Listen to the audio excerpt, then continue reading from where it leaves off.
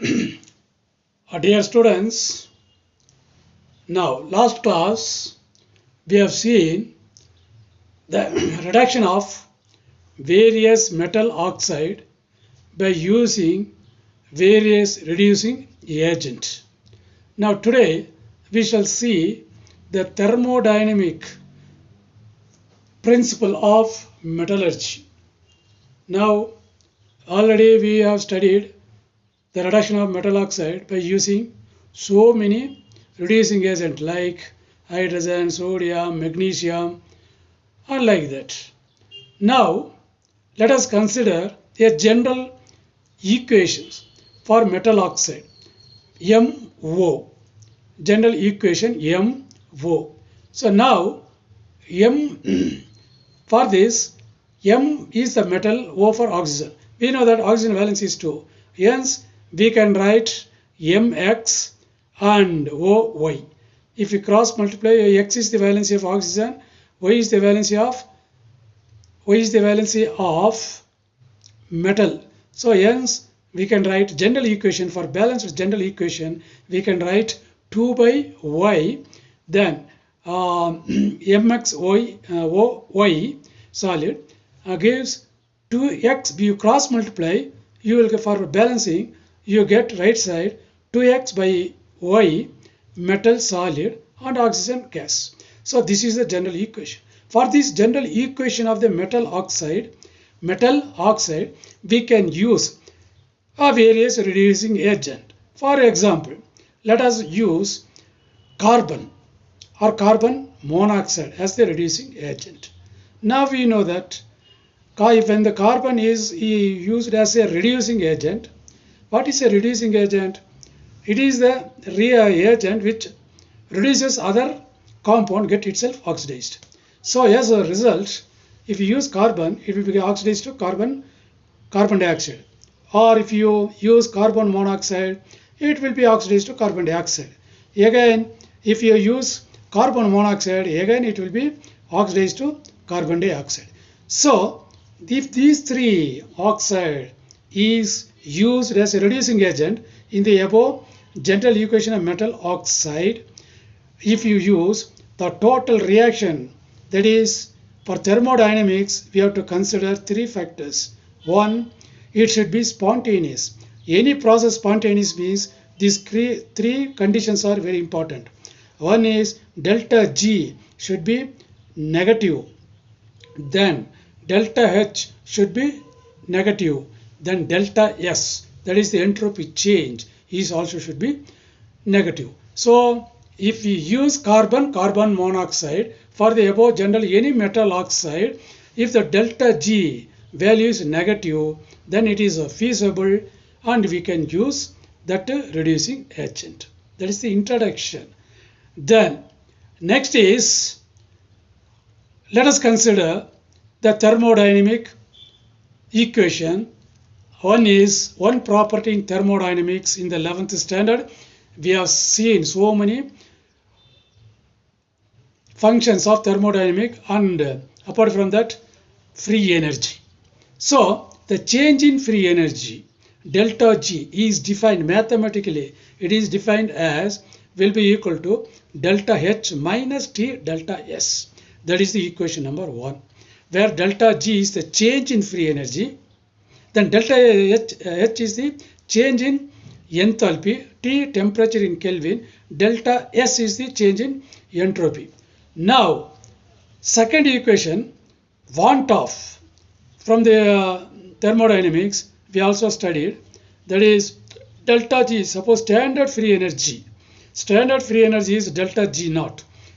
It will be equal to minus RT log K. So why delta G naught? It is the standard free energy change.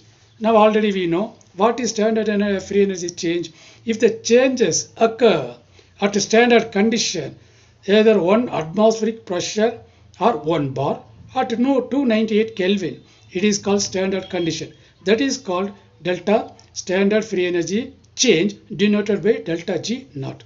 That is given by minus RT log K. This equation is also known as want of equation in thermodynamics. So Next, Harold Ellingham, he studied the relationship between these two equations and studied the free energy change for reduction of various metal oxide and obtained a graph. So this 2 marks question, this variation of standard free energy at different temperature of various metal oxide is called Ellingham diagram. This is the definition for 2 marks question. So two equation we well known. Okay or not?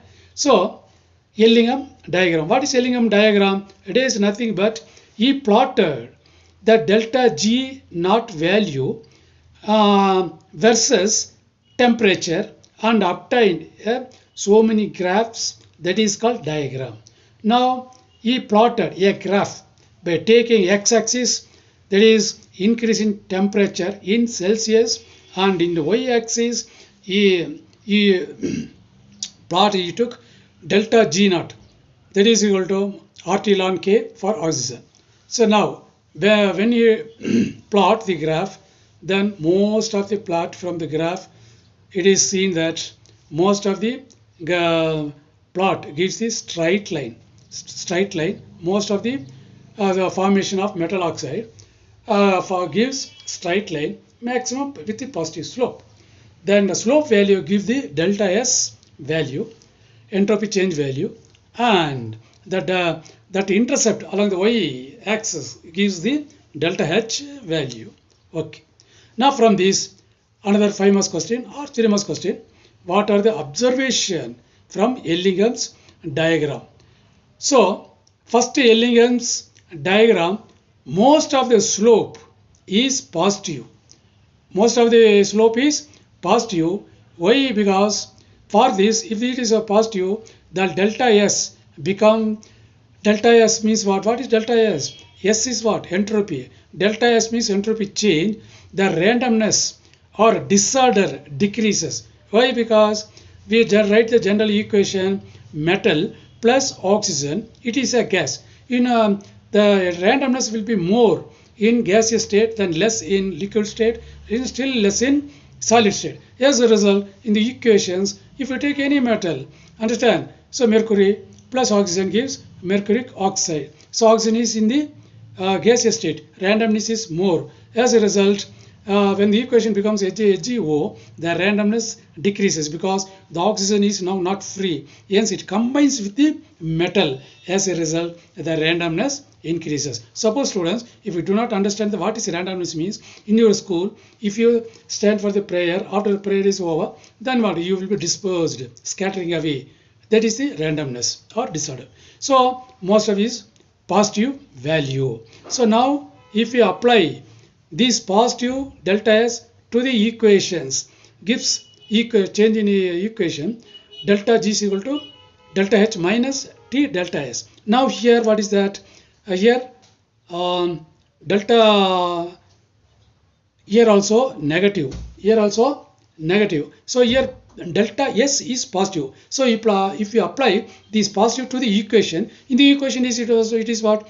It is negative. Then delta is positive. So hence total is negative. So you are getting delta G is negative. The reaction is spontaneous and feasible. That is the one observation. Then second observation is, if you from the graph, if you see the formation of carbon monoxide. Formation of the carbon monoxide, carbon plus O2 gives 2CO, balance equation. That means from the equation we understood that is 1 mole of oxygen gives 2 mole of oxygen, carbon monoxide, 2 moles of oxygen. So if we calculate the delta Ng value, what is delta Ng value? Delta Ng is the difference between the number of moles of the product and the number of moles of the reactant. So in the product side it is 2, in the reactant side it is 1. If you subtract, you are getting 2 minus 1 is equal to 1. Hence delta S is positive. Hence if you apply this delta S positive value to the first equation, that is delta G is equal to delta H minus T delta S, then positive, understand? Why? Sorry, positive, and again what? here minus, you are getting once again, you are getting what? Delta is equal to 2 minus 1. 2 minus 1, you are getting minus, and again you are getting minus, minus or the plus, you are getting minus value. In the first case, what we have seen, that delta S becomes, understand, delta S, the first equations, most of the slope is positive value and randomness decreases. Randomness decreases means, what is that? Randomness decreases means the entropy, understand, it is decreasing. Entropy, sorry, in the first observation, entropy decreases. As a result, when it decreases, then it attains the what? Minus value. If we apply minus value to the first equation, minus value, it becomes positive. So hence it is not feasible because delta G value should be negative. Then second case, it becomes here positive and negative. So delta G will be negative value, and understand. So from the graph, it is also well understood, if the temperature goes on increasing, what will happen? The negative value of the free energy chain goes on, becomes less negative. From the graph, you can see a minus 1000, minus 900, like that. At a particular, that is the second observation. Then third observation, as we discussed now, as the temperature increases, what will happen? The delta G value becomes less negative and becomes zero at a particular temperature. At a particular temperature. So what will happen? Below this temperature, the delta G will be negative. Above temperature, the delta G will be positive. So here delta G above positive means, you can see in the graph two example, that is, one is silver plus oxygen gives silver oxide Ag2O. Then mercury plus oxygen gives mercuric oxide. Then remaining all. Understand? So now below zero, it start with the negative slope. So this is the third observation. Then further, the last is, from this, if the metal oxide, we have to discuss the stability of the metal oxide. Now generally, if you see carbon monoxide, formation of carbon monoxide, understand, it is a straight line with the negative slope, and it is highly stable even at high temperature. Understand? Then next is above zero, delta G is negative, means that is the reduction of metal oxide will be more stable.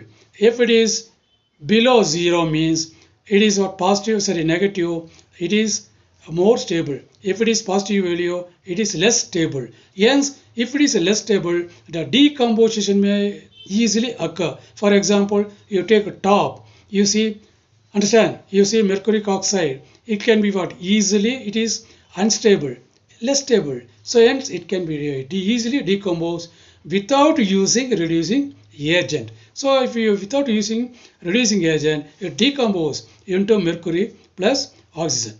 Then also from the graph you can infer that in some of the metal oxide there will be a slight deviation.